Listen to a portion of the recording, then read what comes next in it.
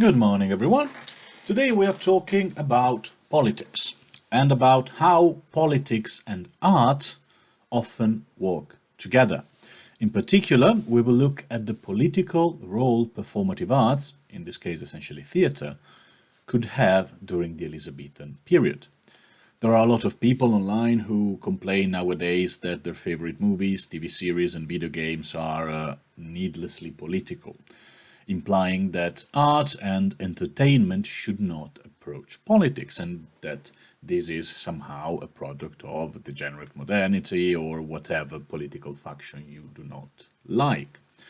However, we will see today that politics and art have always been connected, have always been together for good or for bad. And this was especially true during the age of Queen Elizabeth. In particular, we look at the following point. We will start with a short history of the origins of theatre in ancient Greece, and which also coincides with the history of politics as a word. We will see what were the objections against theatre in the Elizabethan period. We'll look at theatre and patronage, and finally at how theatre worked with politics, had a political role.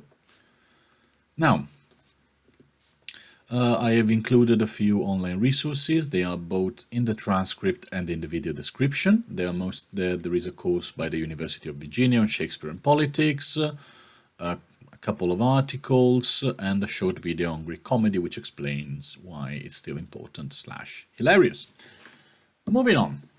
The origins of theatre in ancient Greece. Let's start from the very beginning of both theatre and politics. Now, I'm not exaggerating when I'm saying that the origins of theatre and politics are in ancient Greece. In ancient Greece, both the word theatre and the word politics have been, in fact, invented by the Greeks. But the concept and the word themselves, the words we still use to describe those concepts. Theatre, from example, comes from a verb that means to watch, to behold, to observe. And since theatre plays are something you watch, it's a pretty straightforward connection. The origins of the word politics, however, are a bit more complicated. Politics come from the word polis, which means city, but not just any city. An independent city, okay? A city-state, more or less a city which behaved like a country of its own. A city in which almost every citizen who were male, and in most cases, except for Athens, people who owned land or were wealthy, a city in which every citizen was expected to take part in the local government. Politics, in its original meaning, is the art of governing the polis, of governing the city, of looking at the city, seeing what's going on, and trying to do what's best for its future. As a culture in general, we owe a huge part of the way we think about ourselves and our world to the Greeks. This is why, as millennia went by and as city-states turned into countries, we now speak of people who govern us as the politician and of what they do as politics. And while today the word politics has a somewhat negative connotation, we should not forget its original and more noble meaning. So, when do these two words start being connected to each other? Well, again, since the very beginning. In fact, the oldest theatre play that has survived until today is already talking about politics. In the 5th century AD, you might have heard of it, the Greek cities got together, banded together even though they were independent and they sort of hated each other most of the time. They banded together and were able to defeat, against all odds, an army sent against them by the Persian emperor. It was a hugely important moment in Western history. It's generally considered a turning point. It's still debated, but it was still very important.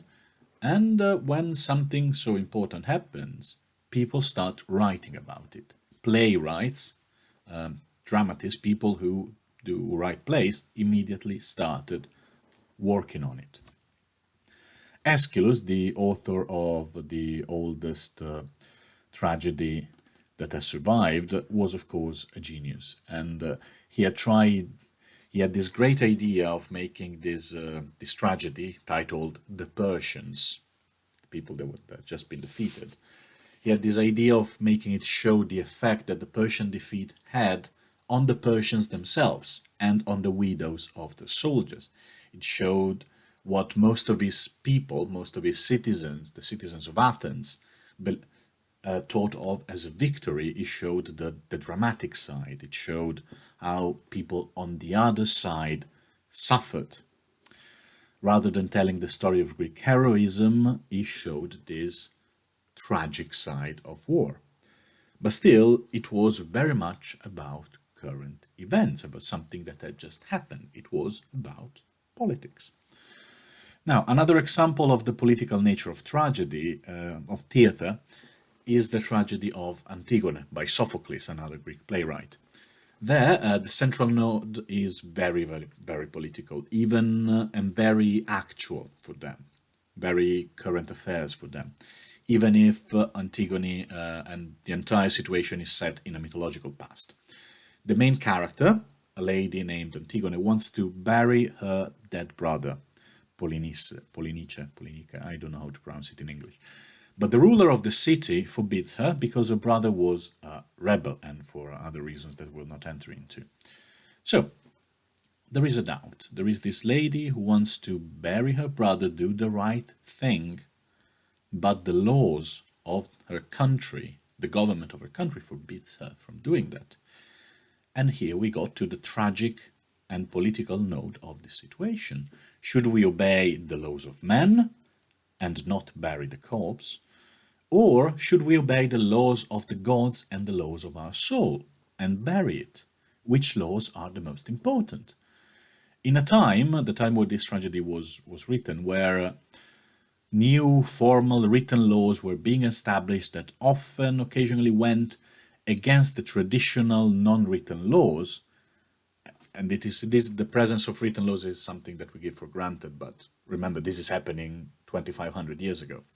This was a very important political question. Which laws are the most important, and how should we make our own laws, the rules that govern our behavior?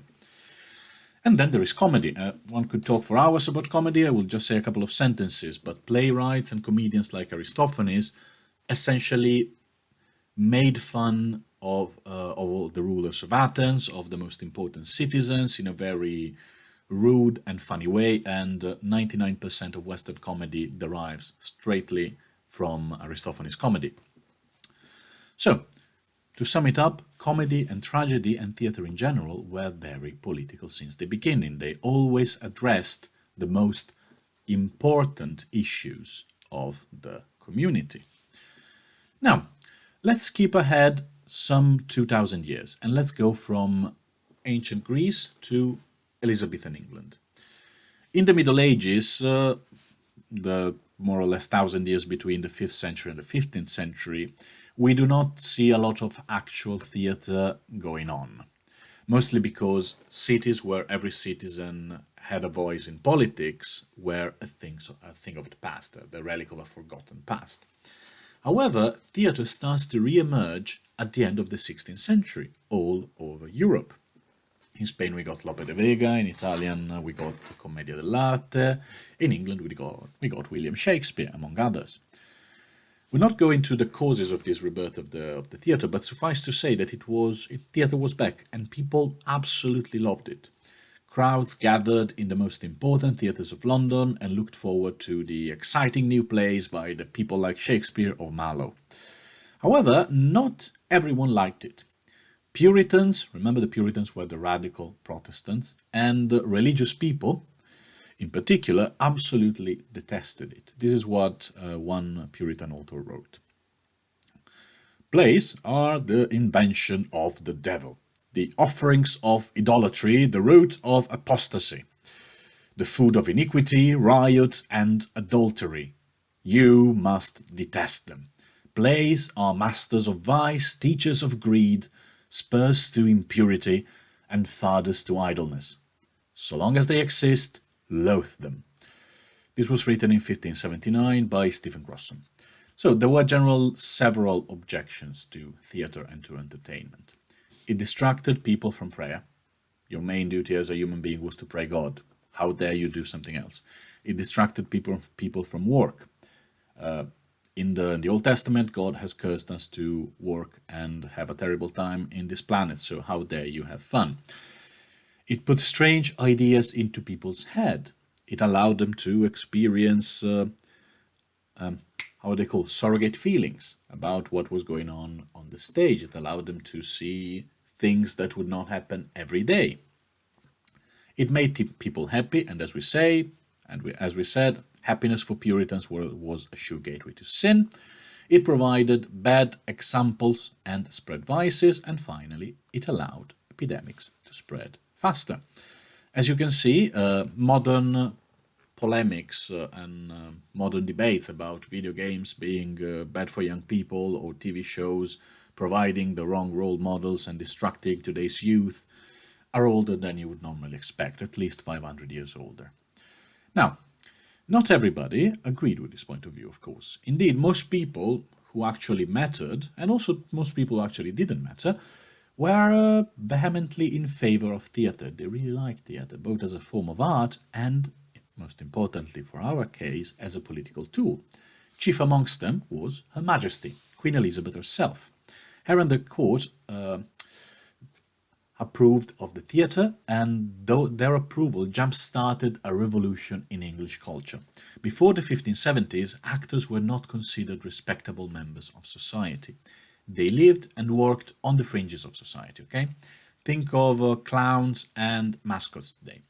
They can be capable and beloved entertainers, but they are rarely considered on the same level as proper theatre actors. There is an implicit ranking in our mind, and they are not at the top of this ranking. Whether it's right or not, this is not the point. The point here is that this was more or less the situation for theatre actors. You enjoyed the show, you thought, they're nice, but you didn't think much of them as a category or as persons, as a profession. Now, that was more or less the situation for theatre actors at the beginning of Elizabeth's reign, until the 1570s, we said. Things changed when the Queen and the most important nobles of the court began to provide patronage to theatre companies. They sponsored actors, and they had their own names put in theatre companies, put in the name of theatre companies. For example, we got Shakespeare himself worked for a company named the Lord Chamberlain's Men, sponsored by the Lord Chamberlain, one of the highest ranking officials in the English court. And there was Robert Dudley, Elizabeth's lovers, and so on, who was Earl of Leicester, and who sponsored a company titled Leicester's Men, named Leicester's Men. And everybody knew that that company was in the payroll of a very important, very influential, very honorable man. And all of a sudden, the situation completely changed. Actors now had access to some of the most important patrons of the entire country, and we have seen how important patronage was in the 1500s. It was the key for every sort of social relationship. If you didn't have a patron, you couldn't achieve much. Actors used to be absolutely irrelevant, nobody considered them, and now they had access to the very most important people in the country. Why did that happen? The simple answer is that Elizabeth and her court realized that theatre was useful for a number of reasons. First of all, theatre made the gentry feel noble. We talked about the gentry in our last lesson, and you might remember that the gentry was on the rise. They were the up-and-coming new social class, not like the old nobility. They were more recent, they were powerful, they were preferred by the Queen, but they still had a kind of an inferiority complex towards the nobility. They were seen, and they saw themselves, as new money, okay? People who belonged to these upper classes but still had to prove that they belonged. And they had to find ways to justify their power and their position. Providing patronage to popular theatre companies was one of the ways in which they could do just that, in which they could act as nobles and feel as proper members of the ruling class. And many important theatre companies were indeed sponsored by members of the gentry, by these new rich people who were trying to look as they had always belonged to the upper classes.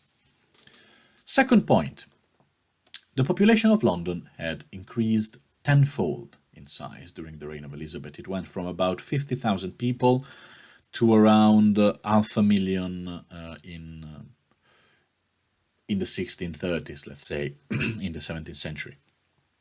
Urban lower classes, the people who, the majority of the population of cities, people who lived in big cities, and remember at this stage in history, most of the population lives in the countryside, only a very few overall people live in the cities.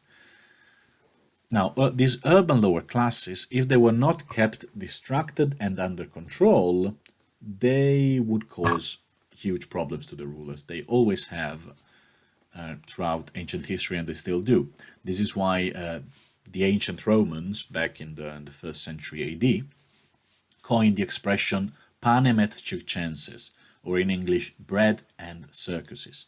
To avoid uprisings, these plebeians, the urban citizen population, should be kept under control by giving out free food and entertainment. When they did not, these plebeians, these lowly plebs, could revolt and cause untold damage. Look at the Nika riot on Wikipedia. It's one of my favorite riots. It was essentially sports mixed with Byzantine religious politics, and I don't know, it's fun. Third point, the Tudors. The Tudors were a new dynasty. Okay, they were a new royal family. They were less than a century old when Elizabeth had come into power. They were in fact around 80 years old as a ruling family, which was nothing for the standards of the time. And also we have to keep in mind that the reign of most Tudor monarchs before Elizabeth had been a disaster. There were religious turmoils, rebellions, uprisings all over the place. So the Tudors did not have a great track record of ruling the country effectively, especially in the eyes of many of their subjects.